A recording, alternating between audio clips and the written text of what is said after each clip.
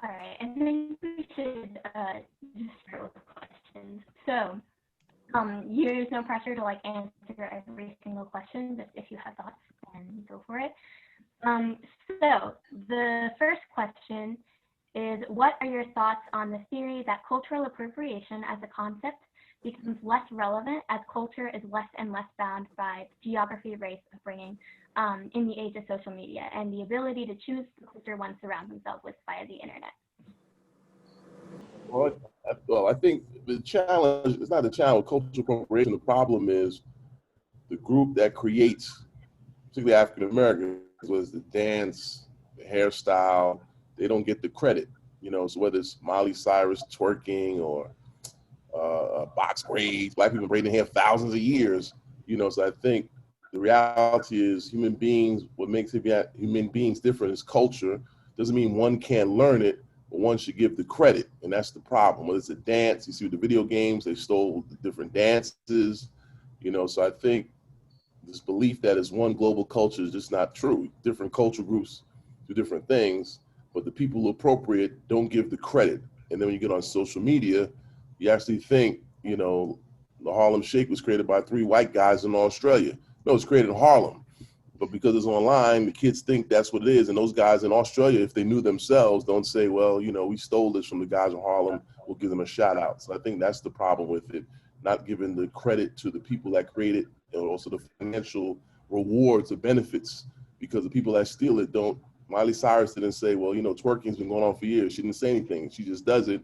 And for many white Americans, wow, this is cutting edge. And it's like, yo, you're 20 years behind the 8 ball.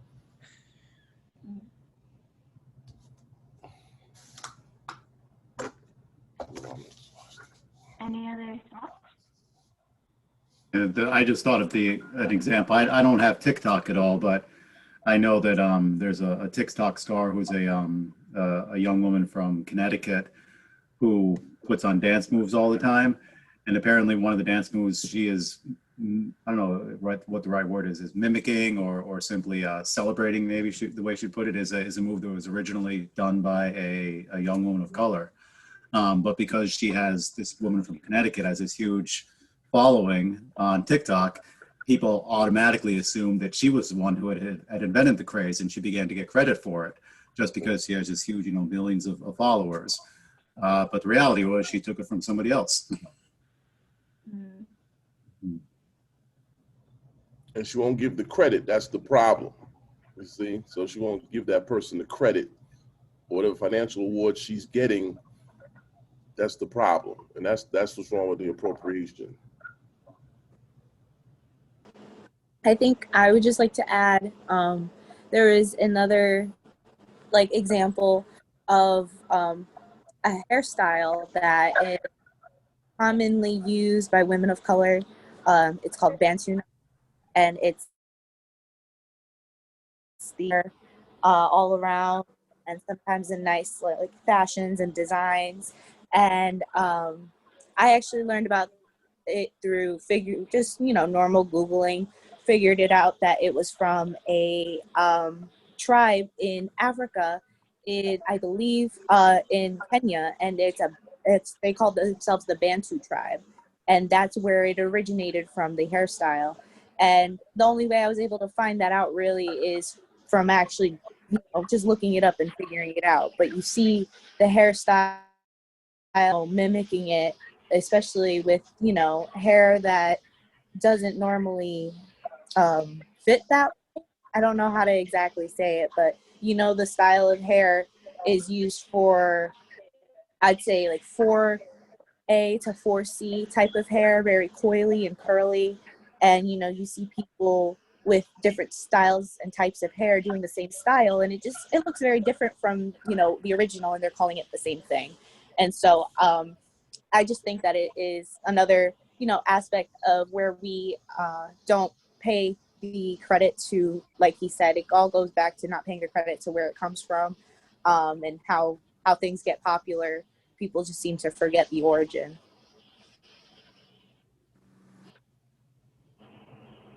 I'd like to add that it's not so much that it is partially that people forget the origin, but I think it's very intentional to distract people from the origin. And like David said, not give credit to the origin. I think that's definitely by design. And that's probably a convergence of capitalism and racism, you know, because it's a financial aspect and it's also an identity aspect to it also. All right, so the next question is, how can American society be set up against people of color and minorities when programs like affirmative action and Title IX exist to benefit minorities at the detriment of white men?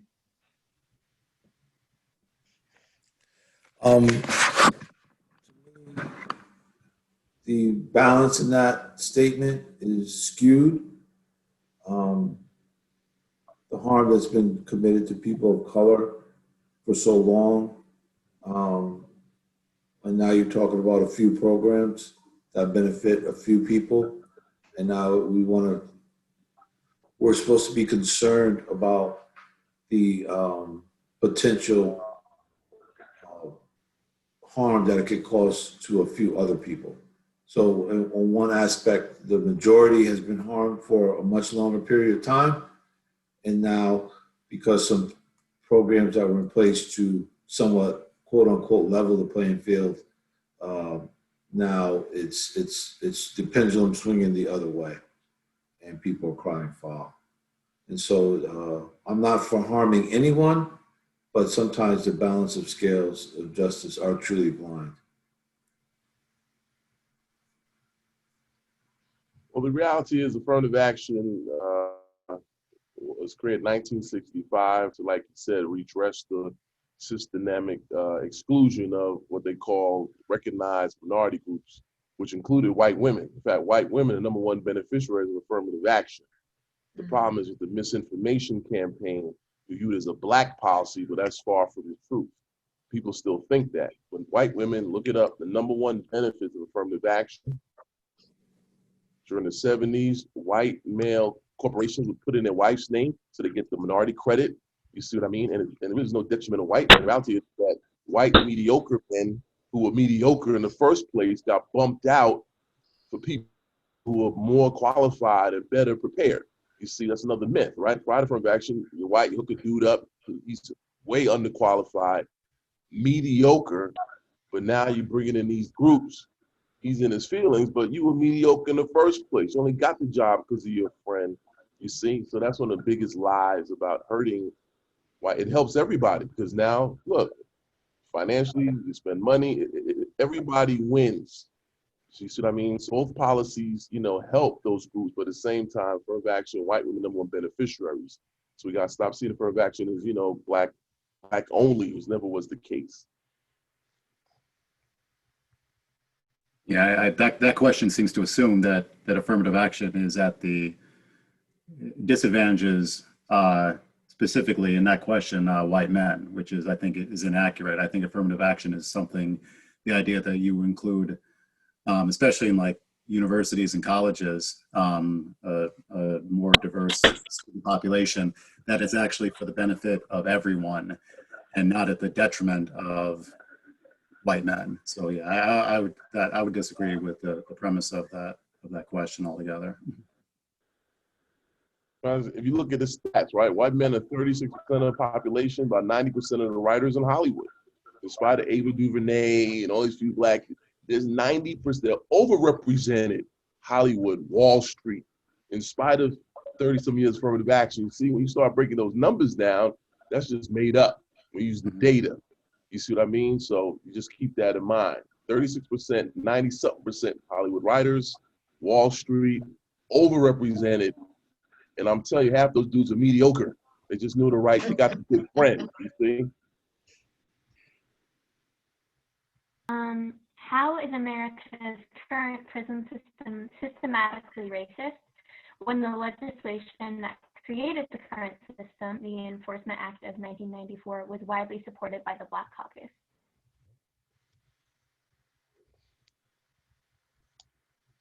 Yes, so what people don't realize, when Clinton, there was rising crime rates, and you had, you know, obviously, I want people arrested who were robbing people, you see? But the reality was Clinton did not spend billions on job creation and addiction. It was $5 billion in that bill that they didn't get passed. So we look at opioids, there's money for what? Addiction, you see? So for the crime bill, the CBC knew we need preventative programs, job creation and addiction. $5 billion didn't get passed in the bill. Okay, so it's two things at once. We want to eliminate those idiots that rob and kill Black people. They should be locked up. But at the same time, we also know there was addicts, underemployment because of racism. That's why we want the $5 billion. They said, nah, you're not getting the $5 billion. So that's what gets lost here. You see, so.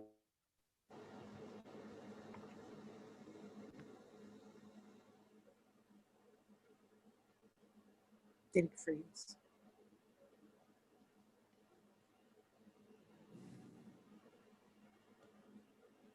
David, I don't know if you're still talking. Oh, sorry.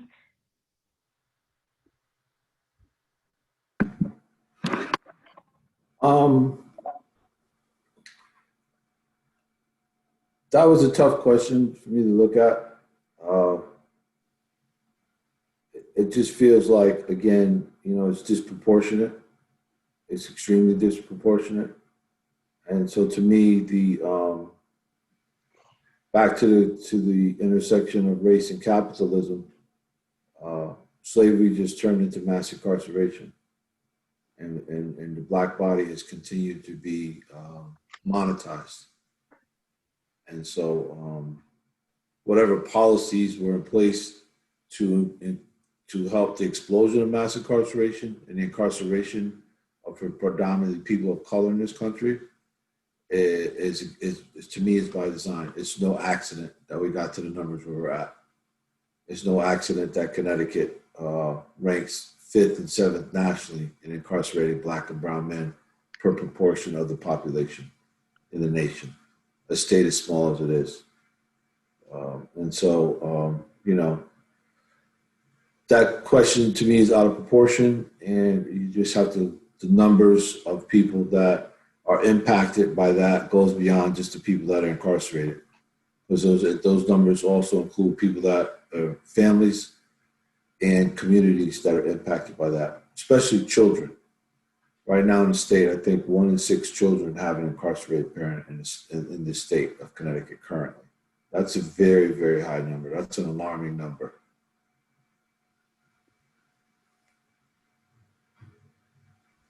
And I would just want to add to what David was saying before about, you know, the crime bill that Clinton had in the 90s.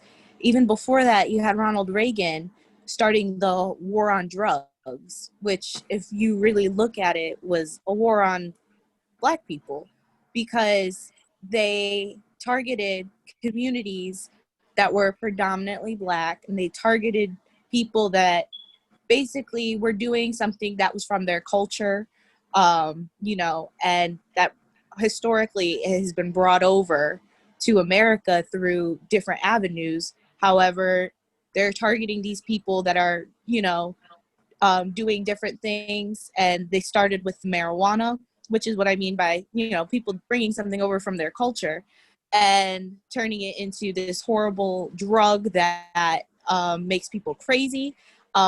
And that was his propaganda that he used to then start the war on drugs, which was, if you, you know, look at what came after that, it started with the over-policing of communities that were you know, higher in people of color, you know, and it started with policing of schools. It started with policing of different places, and it started with more 911 calls. And so it works its way through the system, and then it ends up with more people of color ending up in the prison system. Now, you have the prison system that is 40% Black people, when Black people are 13% of American population. So the numbers, like he said, speak for themselves with the rate of racial disparities. Yeah, I don't want it to be make this into a history lesson at all, but I mean, the war on drugs originated actually by Richard Nixon in 1972, and his election was actually a response to, in many ways, the civil rights era in the 1960s when he was elected in 1968. Reagan sort of put the war on drugs on steroids. So the rise of mass incarceration happened well before 1994. Here in Connecticut, the last prison that was built in Connecticut was built at the end of 1993. It was opened in 1994, though, and that was the state's maximum security facility. So that was already being built before, the Clayton Crime Bill in 1994 was passed. So the rise of mass incarceration was something that was going on long before. And you can go way back before the 1960s, but sort of in its modern form, the way the prison system looks, not only across the United States, but here in Connecticut. That's something that came very directly out of as a response to the civil rights era during the 1960s. There's a book by historian Elizabeth Hinton, talks about war on poverty, war on crime, 1965. Sorry, you're frozen. I don't know if you can still hear us, but the next question is, why is it important to have dialogue about racism in Connecticut since it's a predominantly white state?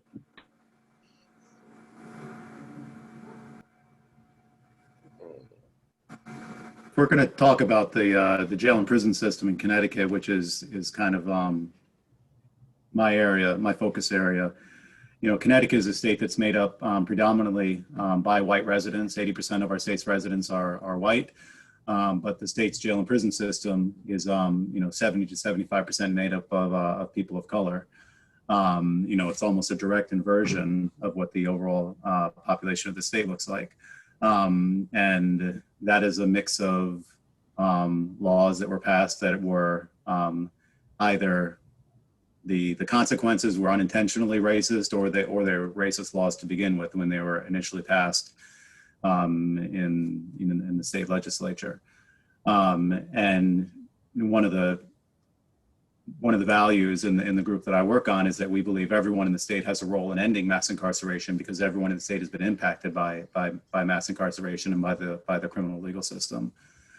So we can't talk about simply the urban, the urban areas in Connecticut, the Waterbury, New Haven, Hartford, Bridgeport, where the majority of the state's jail and prison population comes from, because there are legislators that exist all over the state that vote for the same laws that incarcerate people. So, one of the values, again, like I said, is the idea that everyone in the state of Connecticut has a role in ending mass incarceration. And I think you could blow that out to say that everyone in the state of Connecticut has a role in addressing the racism that exists within our state, whether you're talking about the criminal legal system, whether you're talking about the educational system, whether you're talking about housing and zoning.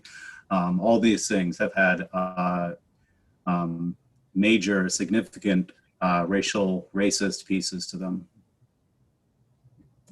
To me, thank you, Gus.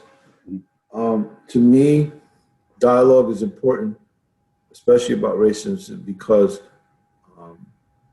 a friend of mine gave me this: you can't change what you can't see, and you can't see what you won't look at, and you won't look at what you can't. So how are we going to change the racism if we're not talking about it? If we're not talking about it, we're not looking at it. And if we're not looking at it, we're not seeing it, which means we're not aware to it. So the dialogue is extremely important in connecting awareness to change.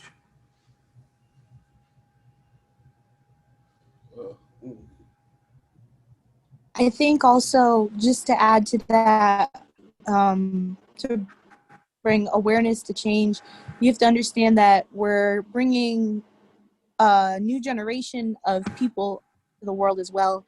And it really starts with teaching the kids the right things, because they're going to grow into, people that end up inhabiting the world and having jobs and interacting with other people.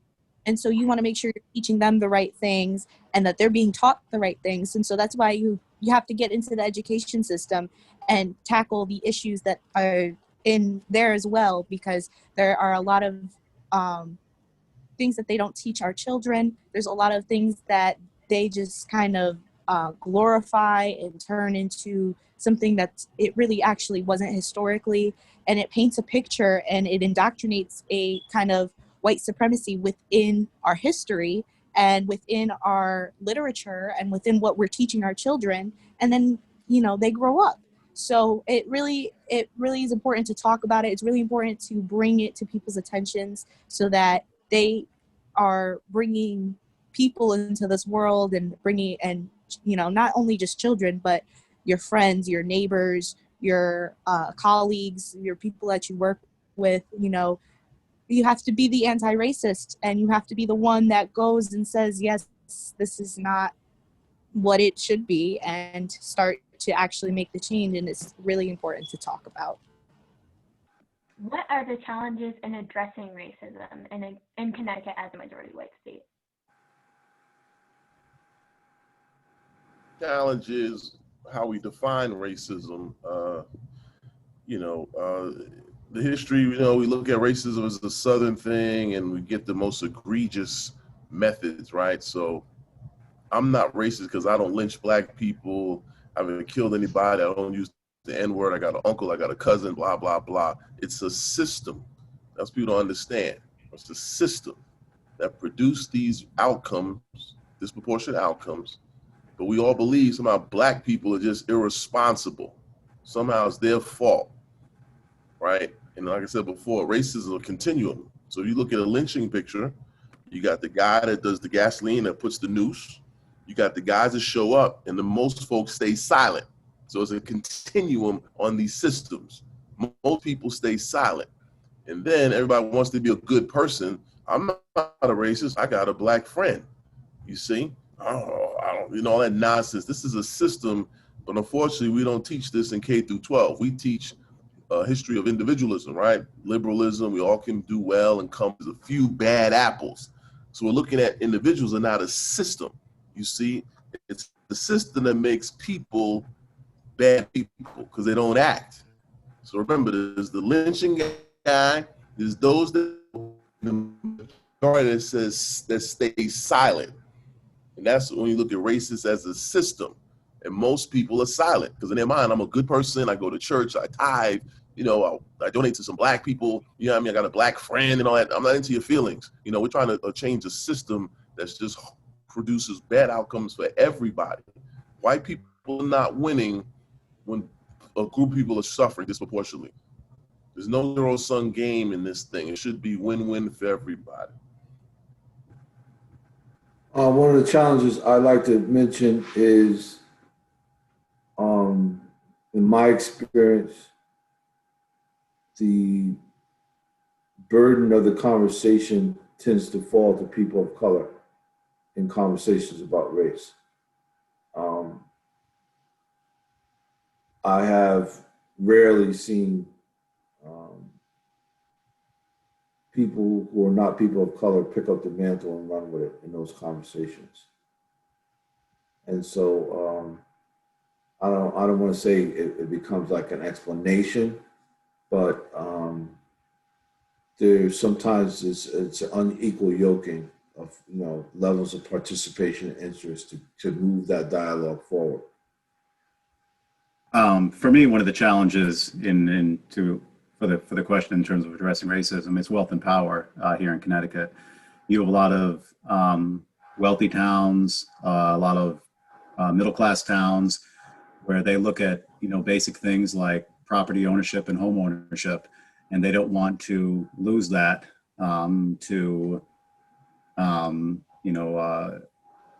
housing projects that are multiple units. They feel that's going to decrease the property of their homes and the value of their properties. And that's at a really sort of like basic level of wealth and power that a significant number of our towns are concerned about, versus the much smaller number of towns that are where most of people of color in Connecticut live. I think one of the biggest challenges that I've noticed when addressing racism is that a lot of people tend to get defensive in the sense of, I'm not racist. I couldn't be part of a racist society. You know, this isn't what? Jesus. Sorry. Sorry. What was I saying? Oh, so people get really defensive. I don't know if you've heard of the book White Fragility by Robin DiAngelo. It's very popular. It was written, I believe, last year or so. And it just, I've been reading it. I haven't finished it yet, but for me, it describes kind of why it's so hard to talk to people about racism, particularly white people. And, well, non-people of color, I guess that's the term now.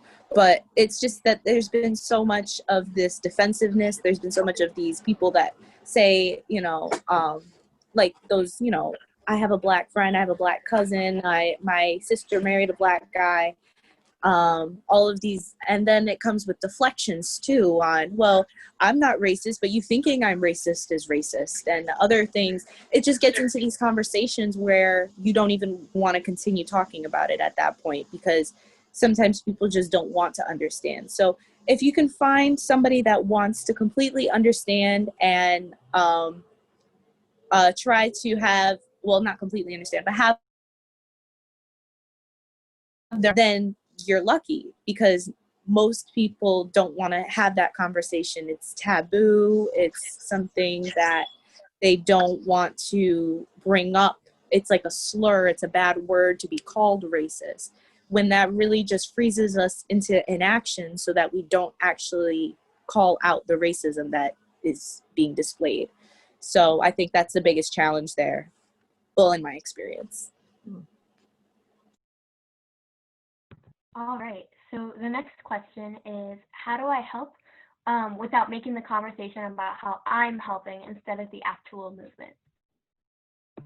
I think a great way to help and not kind of turn it into yourself or what you're doing is to provide resources. So if you have a way that other people, if you have avenues that other people can use to get involved and to help, that would be a great way to raise awareness. What I've been doing is providing people with ways to help the homeless population of the town Bristol where I live. And so there are multiple outreaches that people can donate to as well as volunteer at, and we've been raising awareness for them. And so it's not about me at the end of the day, and you know, but at the end of the day, it's about helping the right people, helping people that can help others. So if you can set them up with those resources and those ways to get involved, that's a great way to, you know, get that started. Is there any common mistakes that people do that takes away the focus from Black lives?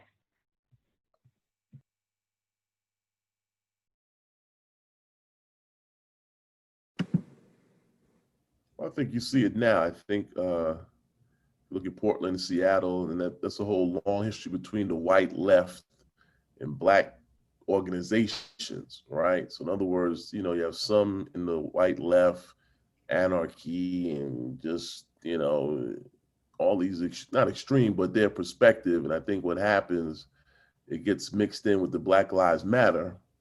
And then from the white left, well, they're not radical enough because they don't want anarchy. They don't want just straight chaos. Let's burn the whole thing down. But he got a job, he got money, he got a home, he got this. Where Black Lives Matter more practical, you see, and that's what happens off of Portland, Seattle, and in the West Coast. They're known for that. That's the Berkeley and them areas. They good for that, you know, that they live by that, but it gets misinterpreted. And if you're African American, you get in their face, you're right-wing conservative, you're not no real woke person because you're not tearing everything up. Well, my aunt needed a job. She working, bills are due. I think that's what happens with the white left sometimes. Not all those few who live to just tear stuff up. That's their agenda, anarchy and chaos. No plan, no agenda. And then the media picks up on that, and then it gets, Black Lives Matter gets a bad name. But we know we see in Seattle, Portland, you know, and then it gets, you know, Black Lives Matter, or they're not peaceful. and there's individual I call provocateurs. That's their job. They put the backpack on, they get fired up, throw some bricks, they go home.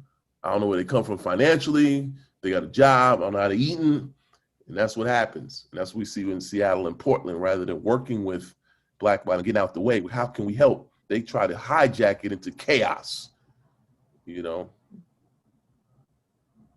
Just a sort of personal opinion of mine, though, is I think when we, Black Lives Matter, the movement loses track sometimes of the idea that at the root of that, again, this is my opinion, is the idea that white supremacy is this thing that exists everywhere in our institutions, in our industries, in education.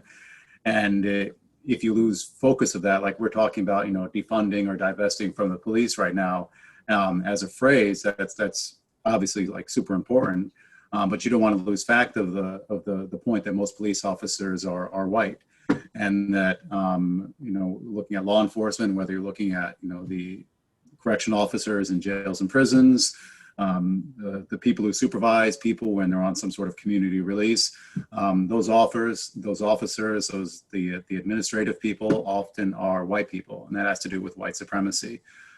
So losing track of the power that white people have, because a lot of times you'll see white people trying to organize Black Lives Matter rallies, which is this kind of like weird, again, sort of like an inversion of what they're trying to do, because they're trying to put their own white leadership at the center of a Black Lives Matter rally, which is just it's twisted in the way they're doing that. So it's trying to also look at the fact that white supremacy needs to be dismantled and taken down at the same time.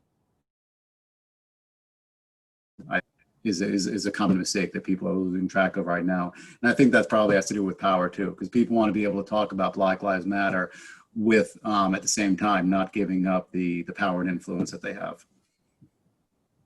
Thank you, Gus and David. That's a big question. To me, something that happens, talking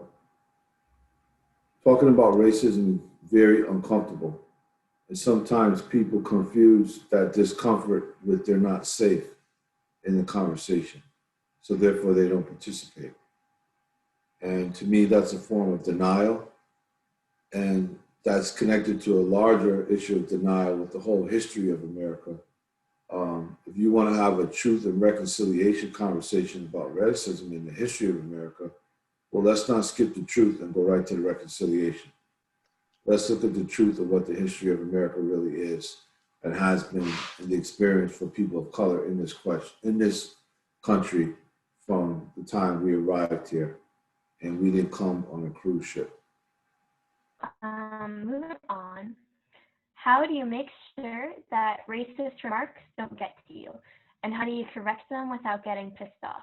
Because as a Latinx, they sometimes end up really getting to me.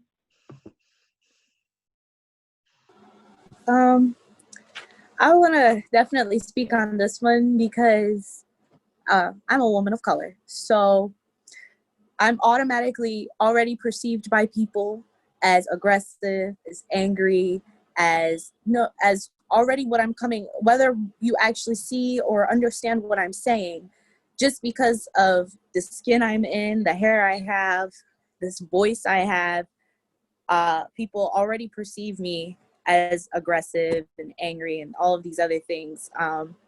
Even the other day, I had put a Black Lives Matter sign in the yard of my house, and the woman across the street, decided to walk over and say, "What about us?" And she's a white woman. And so I asked her not to start because I didn't want to even go there. She lives across the street. This is my mother's house. So I just didn't want to have any of these issues. The way we realized that people sometimes don't even understand fully what they're saying, that's how I don't let things get to me. Because I think that if some of these people who say these, very common remarks about white lives matter, all lives matter, blue lives matter, all of these different things that just aren't what we're talking about. I don't think they understand the full meaning behind it, the gravity, the symbolism, things that, you know, they're just not completely aware of. And I think that's what I use in my head. I know that sometimes people really are completely aware of what they're saying, and I don't give everyone the benefit of the doubt, but I have to think that in my head. This neighbor, she just doesn't understand exactly what she's saying when she's telling me that she should put up a White Lives Matter sign in her yard now. And I just have to figure out a way to try to educate her without coming off as rude.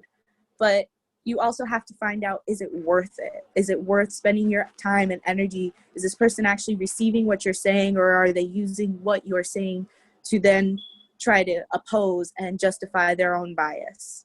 So you have to pick your battles and find what, you know, words work best for you to express what you're really thinking and trying to say. Because when she said the White Lives Matter thing to me, I said, you can put whatever you'd like in your yard, and I'm not going to bother you for it. Like, you shouldn't be bothering me for what's in my yard. And that's how you try to just keep it. That's all I have to say about that. To me, again, this is a disproportionate question, and it's out of balance. You know, why am I responsible to manage your remarks that set out to cause me harm?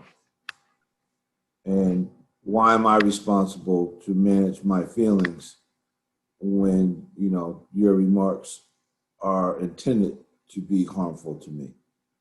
And so, you know, again, why does that become my responsibility, right? How can you, whoever chooses to use those type of remarks, begin to consider, and I say consider, refraining from that, using restraint, having respect? And so, again, where do we begin to see the humanity in all of us? And so, to me, the fact that I have to take the responsibility for that is racist in itself.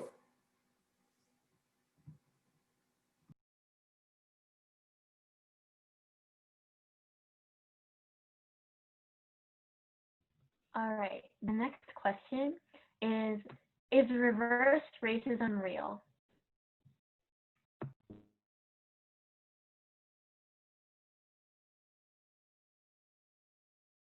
Go ahead. I'm so sorry. I was just going to say, no, it's not real. It is not something that can be reversed, because I believe this is probably something that David was going to touch on. The system that is set up has this racial hierarchy in place, and this hierarchy has white people at the top. So there's not, if you're looking at racism as a system, you're not having a way that white people can receive racism if they're at the top of the hierarchy. They're the ones that benefit from this most. Sometimes, you know, you'll have people that say, well, white privilege isn't real. Well, just because maybe your experience changes from the next person doesn't mean that white privilege doesn't exist. So there's that conversation always happens hand in hand. And I think that that's kind of why people resort to reverse racism, because of the talk about white privilege. I mean, in 18, I think when Freedmen's Bureau, Andrew Johnson had reduction policies as reverse racism. So this is not new. You know, during Reconstruction, trying to make black men the right to vote, 13, 14, 15 amendments, he interpreted those as an unfair advantage to black people rather than just to get you in the game. So that's the reverse racism card. It's an old trick in the playbook, and just doesn't make any sense. The next question is, how often do stereotypes escalate into violent actions against POCs? There's a campaign called the Zero Campaign, and they track deaths at the hands of law enforcement. In 2019, there were only 27 days out of 365 that a person of color was not killed by law enforcement.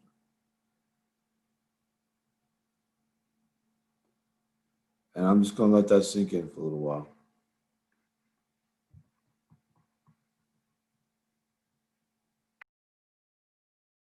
Any more thoughts about that?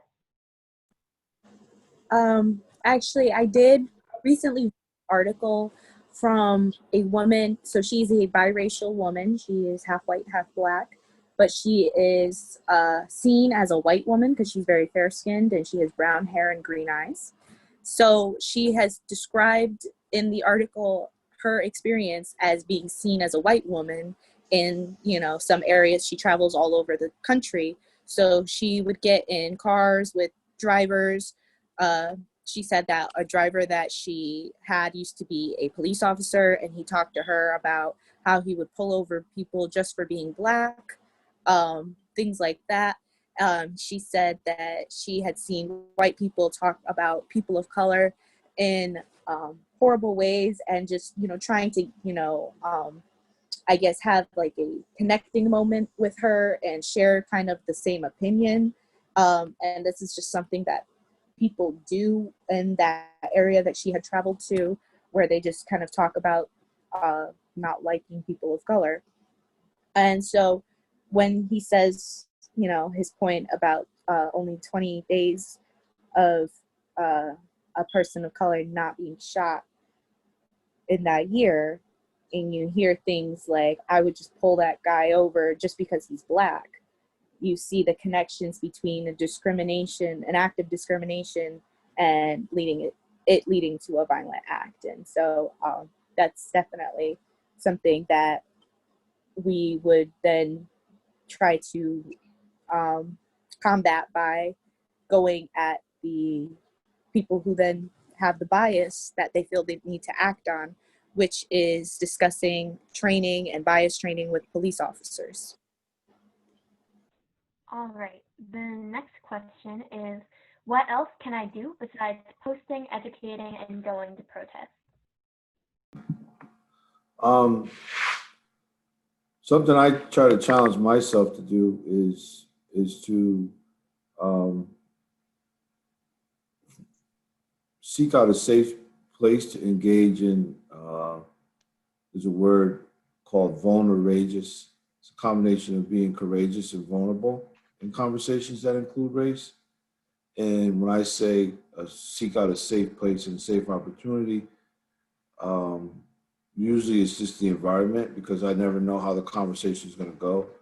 And it's not that I walk up to someone and say, hey, let's talk about race, but let me just begin a conversation with someone that I normally would not be looking to connect with.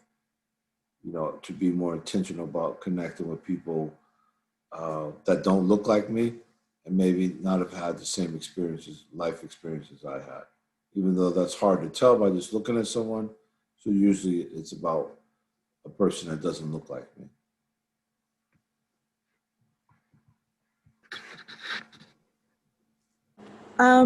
I think that a lot of people don't realize that there's so much more that you can do with getting involved. You can, if you are, you know, when you're over 18 and a resident of a city, you can join your city council. You can start to organize your own events and be able to get a permit to organize your own events.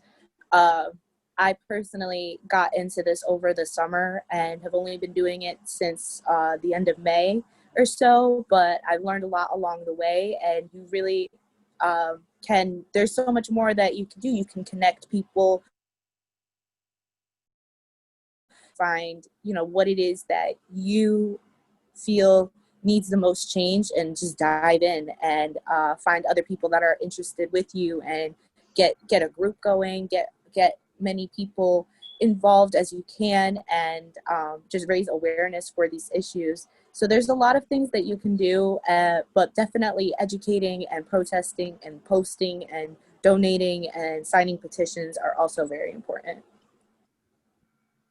And to just get involved in any way that you can, like Melina was saying. I mean, if you have your local representatives do forums in your town, go to those forums, ask them questions, ask them very specific questions in terms of like, do they support Black Lives Matter? If you believe a law has a racist outcome, you know, ask very pointed, specific questions about the stances that your elected officials take.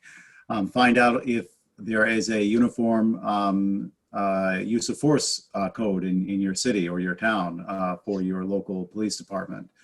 I mean, there's a lot of different ways that you can get involved beyond simply going to a march or just voting. I mean, voting is something that you can do that's like really important, but you can get involved a lot deeper than that, which is engaging with your local representation.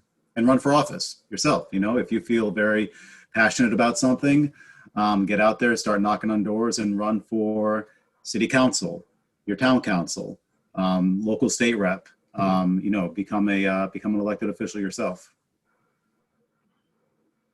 Board of Education also, you can sign up to speak at those meetings. They have, I know my town has like a public comment section where people can sign up to speak and ask questions and have, you know, address concerns and things like that. And this is directly to the Board of Education that, you know, goes over all the public school systems. You can also be appointed to the Board of Education and be on it yourself, just like he's saying. So yes, I agree completely.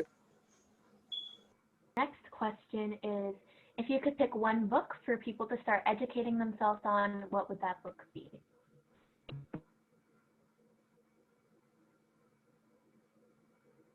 One of my favorite books was the story of Oni Judge, Never Caught. She was a slave of George Washington. And the book really, to me, depicted the tension that a person who's in bondage had to go through every day of their lives. Just navigating, working around the people who owned them, and the fact that they were owned and that they could be sold at any moment, and just navigating that tension daily was really depicted well in that book. And I,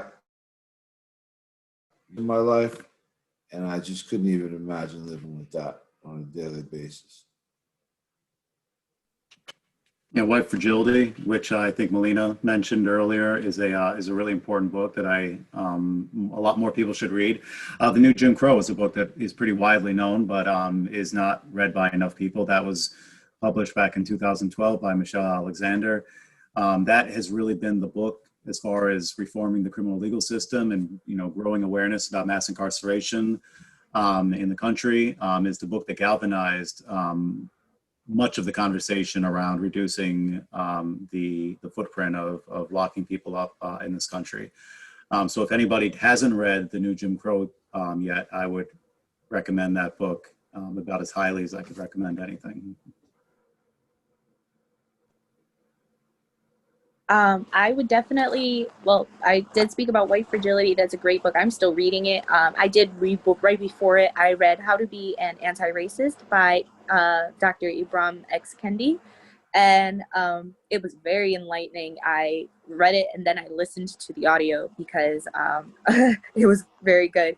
And there's a lot of information. It's very packed with a lot of different, so it cites all different things throughout history that kind of lead to where we are today within different systems. And he is a director at American University on research and racism. And he has basically what I think created a textbook on anti-racism. And I believe there's also a workbook that goes along with it, and you can order it on Amazon.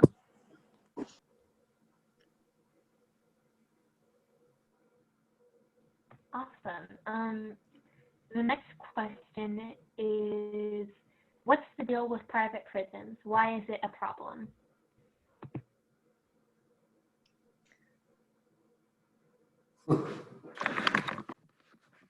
To me, private prisons are the epitome of the convergence of capitalism and racism. And so I heard someone call them parasites in an already system that is, is already oppressive. So it's like a double layer of oppression. And so private prisons are run for profit and not for people. And so that opens up the people that are in those private prisons to a host of horrors that, quite frankly, are never publicized, talked about in the press, captured in a book, written about in a blog. So I completely agree with what Anderson was saying about capitalism. I think that that's a big factor in the sense that earlier when he was also talking about mass incarceration, and you have the new form of slavery, which has become prison labor. And you have a disproportionate amount of people of color in prison that are now producing this free labor for mostly private prisons. Now they are capitalizing on basically imprisoning people, and you have what is now called neo-slavery. And that is kind of, I mean, for me, that's the issue in a nutshell. There's plenty more. It goes deeper than that, but that is basically what the deal is with private prisons. I don't want to put Anderson on the spot here, but I have the privilege of working with Anderson. Anderson, I'm blanking on it totally, which is why I'm asking you. But the stat you have about private prisons in Florida.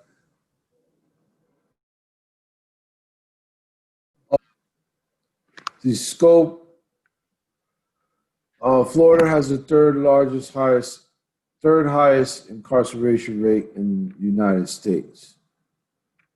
They have 143 jails and prisons. 7 of those are private. And in those 7 private prisons, there's 13,000 men. And to give you some perspective, in the state of Connecticut, the entire incarcerated population, men and women, is just about 10,000. So in Florida's 7 private prisons, they hold more men, 13,000, than the entire state of Connecticut's incarcerated population of men and women. And there are no private prisons in Connecticut. And you're not putting me on the spot, Gus. Thank you for reminding me of that. So the next question is, I've heard the war on drugs is bad, but I don't get it. Why wouldn't we want less drugs? Well, drugs, just the word drugs is not bad. There's nothing negative or positive or whatever about the word drugs. And there are drugs that people were being arrested and incarcerated in the past that now people can buy legally. So times change.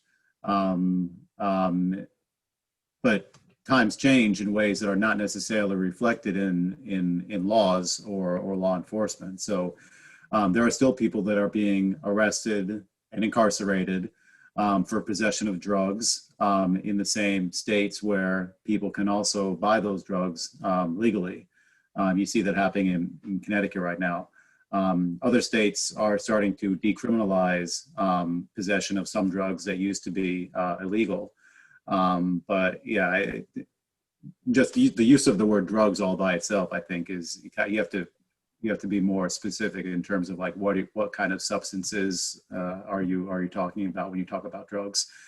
And then you have to look at the way other societies, other countries around the world treat drug possession and drug use and what that looks like and how it's sort of perceived by the community and by the society in that place. So yeah, I think you have to be a lot more specific in terms of what you mean by drugs.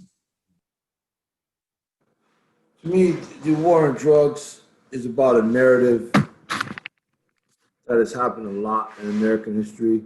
And that narrative is, how do we distract people from what's really going on?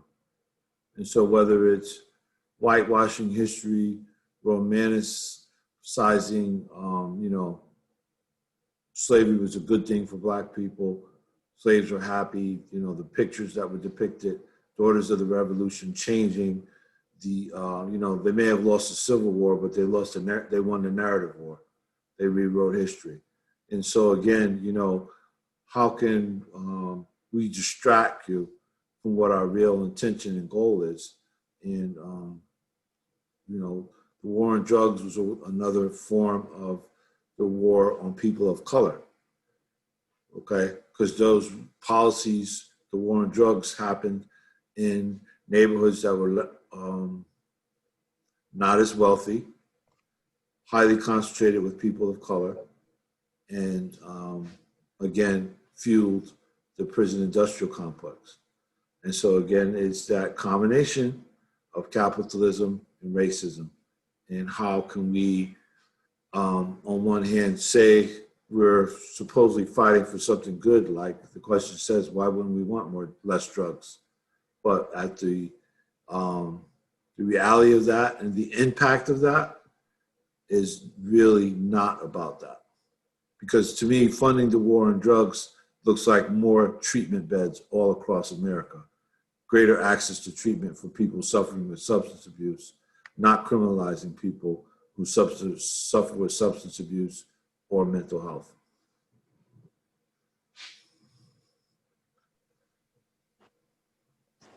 I think I just want to add that, you have all of these, when you say drugs, it is very, kind of ambiguous. There's a lot of things that fall under that category. And so you're talking about some drugs that, a lot of celebrities do that, and they go to rehab and they get all of this kind of extra popularity from doing these drugs, but then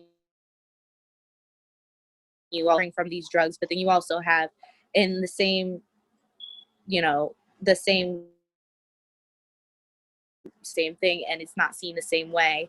You have people that aren't being put in rehab, they're being put in prison, or they're being put in hospitals, and they're being detained. And it's so it also kind of if you look at the treatment of who the person with the drug is, that also kind of creates that disparity on why there's a war on drugs.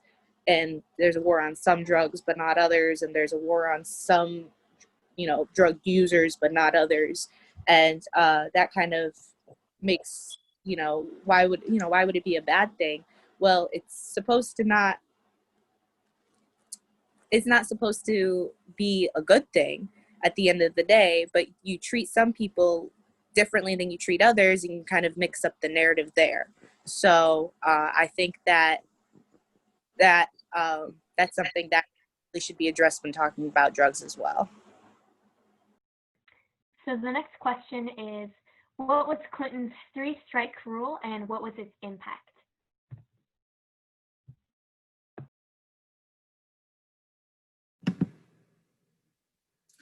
Again, I'm not a historian or anything, so I don't know the history of three strikes.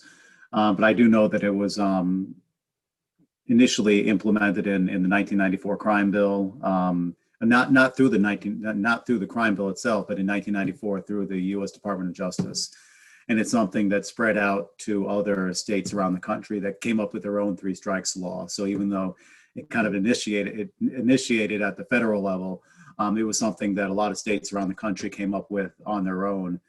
Here in Connecticut, Connecticut has its own version of the three strikes rule, which is labeling people as persistent offenders, which is really inconsistently applied. But it's supposed to be for people that have, if you have two felonies and you're convicted of a third felony, you could be, even though, again, this is not like universally applied in the state. It's kind of, prosecutors have the ability to pick and choose who they decide to label as a persistent offender and levy that charge at them.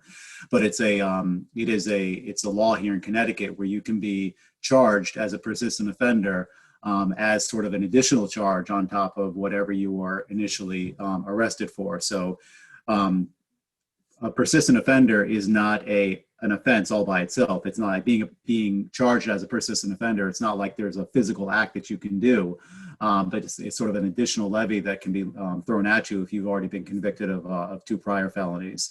And again, that is like it is really inconsistent here in the state of Connecticut. I don't know how it goes for other states around the country, but I do know that the idea of 3 strikes has been repealed a lot. I know in California it was repealed because there's this idea that it was, again, inconsistently applied, and that the consequences of people that are being convicted of a 3rd felony that is not in itself that serious, but people are receiving often these disproportionate sentences, often life sentences, for something that is relatively minor in terms of the arrest itself.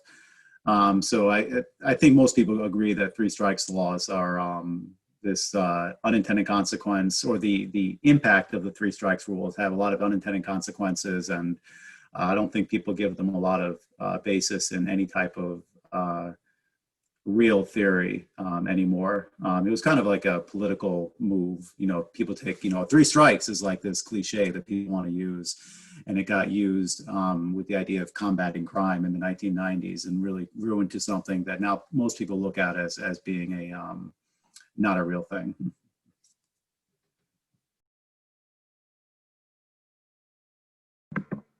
To me, the impact of it was an explosion in the prison industrial complex and mass incarceration. And that explosion was not just in bodies and numbers in those prisons all across America, but also in the amount of money that states were spending on prisons. And so that probably lasted until, I would say, 3 to 4 years ago, where a state like Oklahoma, that was ranked number 2 in incarceration, began to look at their budget and how much money they were actually spending incarcerating people. And that Republican-led legislature turned it around and began letting people out for misdemeanors and low-level crimes, because the cost of incarceration was just too staggering. And the get tough approach, the tough on crime approach, the 3 strikes, you're out approach was costing them too much money. And so the benefit was no longer there.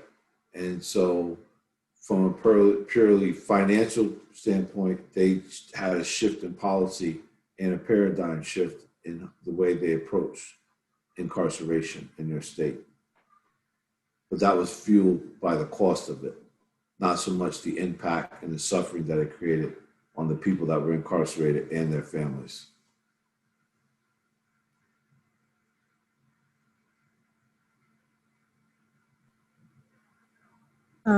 So I pretty much had the same answer as Gus for this one, just because my understanding of the 3 strikes was very similar. I believe that there's like a specific span of years in between each strike that you're supposed to have in some states. I believe it's like 10 years that you're supposed to have in between, and if not, then you're also able to get like a specific sentence or the maximum sentence for breaching, not being within that certain amount of years in between offenses. And again, some of these offenses are seen in the way that they're identified by people. Some would say that they're minor, some would say that they're not, and how that is disproportionately used on people of color as minor offenses, not now being seen as minor, and now they're felonies, and now they're part of the 3 strike rule. That you see stories of people that have been incarcerated for years for minor offenses, like drugs that are now able to be bought legally in specific states and things like that. And that is something that legislators are particularly not really thinking of when they're writing these laws, because then you have the DA, you have the prosecutors, you have people that are persistently trying to push these rules and interpret them in a way that will then kind of confirm their own bias as well.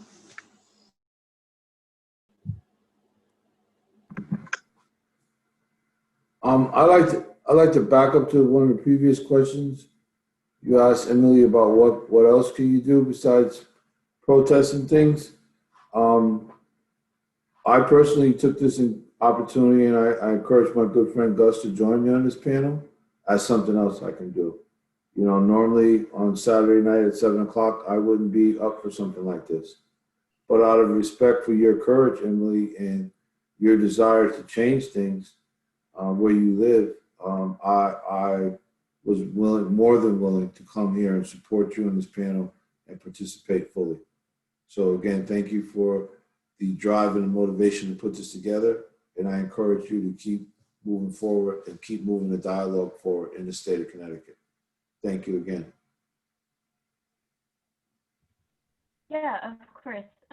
Thank you all so much for participating. I think this is a pretty good place to end. Are there any closing thoughts before we head off? I just want to say that in the beginning, my thing wasn't working. My name is Melina Floyd. It's the very end, so it's a little late now, but I live in Bristol, Connecticut. I am 23 years old, and I've been protesting with a lot of alumni from people from Bristol Eastern High School. We've been doing a lot of different things. We've hit education by going to Board of Education meetings where you can speak up and sign up to speak, and you can go to city council meetings. We've been going to homeless shelters and different outreach programs, volunteering at the Boys and Girls Club, different things. So there are just a lot of different, under the topic of systemic racism, there's a lot of different categories to hit. And that's something that I've been working on. And I believe that it's important for everybody to pay attention to the bigger picture at the end of the day.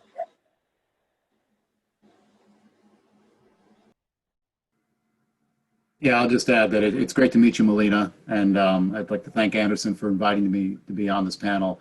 I just had a quick thought related to sort of like adjacent to this idea of tone policing, which again, I only just learned about after reading the question about reading the term. But in the work that we do, we really try to focus the direction of reforming the criminal legal system on the experiences of people that have been directly impacted by the criminal legal system, by policing.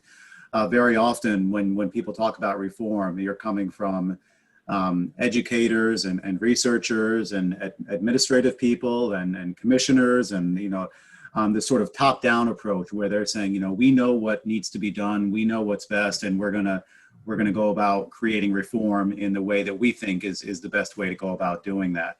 And what that often does is excludes or ignores the experiences of people who have actually lived it. And to getting to the idea of tone policing, it's ignoring the real world life experiences of people that live in communities that have been over-policed, people who have been incarcerated, people who are living with the consequences of a criminal record in Connecticut and have to deal with discrimination and struggle to be able to support themselves and their families. And you are not going to get reform if you're not going to really create systemic change if you don't include people who have been directly impacted, at least in the criminal justice world, people that have actually been impacted by the criminal legal system. And I think you can extrapolate that to a lot of different systems. Obviously, education, like Melina was just talking about in Bristol. So that I don't think that speaks specifically to tone policing, but I think it's maybe just a couple of steps over a little bit. So I do want to bring up the importance of including people that actually have the life experience to bring that in addition to researchers and all those other folks too. But to have that real world experience is critical when we're talking about changing any type of system.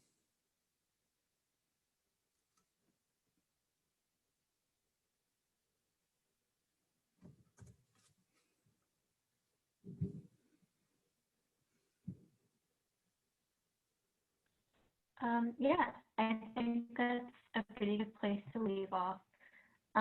Thank you all so much for doing this. And yeah, that's pretty much it. Thank you. Thank you for having us. Thank you. Thank you, Emily. Thank you so much, Melina. All right, and Thank you. Nice Well, to good meet night. you. Thank All you. right, thank you.